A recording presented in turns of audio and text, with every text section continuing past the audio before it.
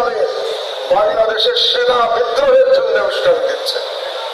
আমি আশা করেছিলাম এই গত এক মাসের মধ্যে ব্যারিস্টার তানিয়া আমিরের বিরুদ্ধে রাষ্ট্রদ্রোহের মামলা হবে।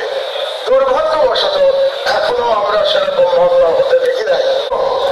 পতিত ফ্যাসিবাদ শেখ হাসিনার দোসররা বাংলাদেশের বিশৃঙ্খলতা এবং সেনাবাহিনী সম্পর্কে জনমনে সন্দেহ সৃষ্টির অপচেষ্টা চালিয়ে যাচ্ছে।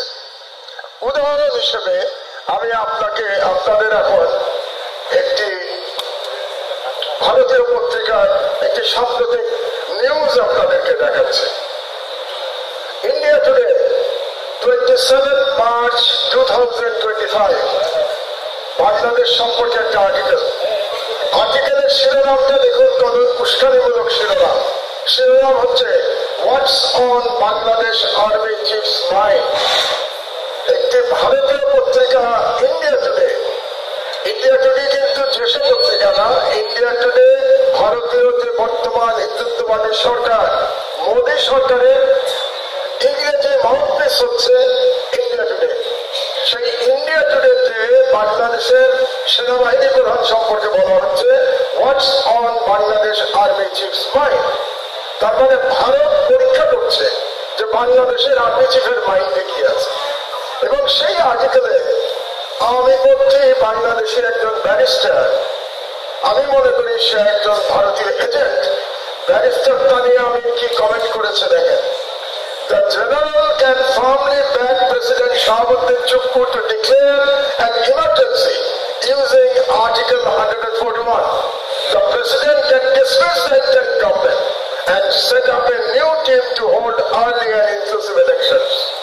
তার মানে সরাসরি তানিয়া আমির বাংলাদেশের সেনা বিদ্রোহের জন্য উস্কানি দিচ্ছে। আমি আশা করেছিলাম এই গত এক মাসের মধ্যে ব্যারিস্টার তানিয়া আমিরের বিরুদ্ধে রাষ্ট্রদ্রোহের মামলা হবে। দুর্ভাগ্যবশত এখনো আমরা সেরকম মামলা হতে দেখি। মনে করি বাংলাদেশের the most dangerous neighbor and the potential enemy ইন্ডিয়ার একটা পত্রিকায় একজন যখন এই ধরনের সাক্ষাৎকার দেয়, সে আসলে বাংলাদেশের রাষ্ট্রদ্রোহ করছে। আমি যতটুকু আইন জানি, আমার মতে তানিয়া আমির রাষ্ট্রদ্রোহ করেছে। সুতরাং আমাদেরকে সতর্ক থাকতে হবে।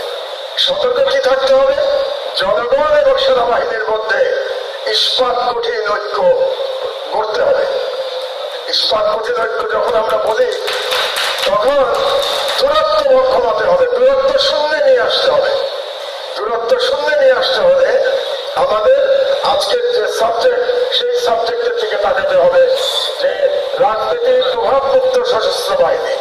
ইট ইজ ইম্পারেটিভ, এটা আমাদের করতেই হবে। কিন্তু করতে হলে আমাদের একটু ইতিহাস বিশ্লেষণ প্রয়োজন।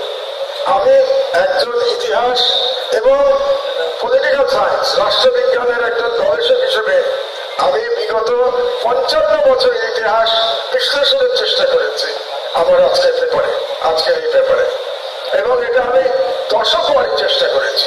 এভরি 10 years ধরে আমি চেষ্টা করেছি। আমি জানি আমাদের সময় সীমিত, আমি চেষ্টা করব সীমিত সময়ের মধ্যে সংক্ষেপে আমার বক্তব্য তুলে ধরার জন্য। এই ইতিহাস বর্ণনা দরকার এই জন্যে যে ইতিহাস না জানলে আমরা বুঝতে পারবো না যে সংস্কারটা কিসের দরকার, কি সংস্কার করবো আমরা। সংস্কার কি শুধু সেনাবাহিনীতে দরকার, নাকি রাষ্ট্র কাঠামোর মধ্যে সংস্কার দরকার? এটা বুঝবার জন্য আমাদের একটা ইতিহাস বিশ্লেষণ প্রয়োজন।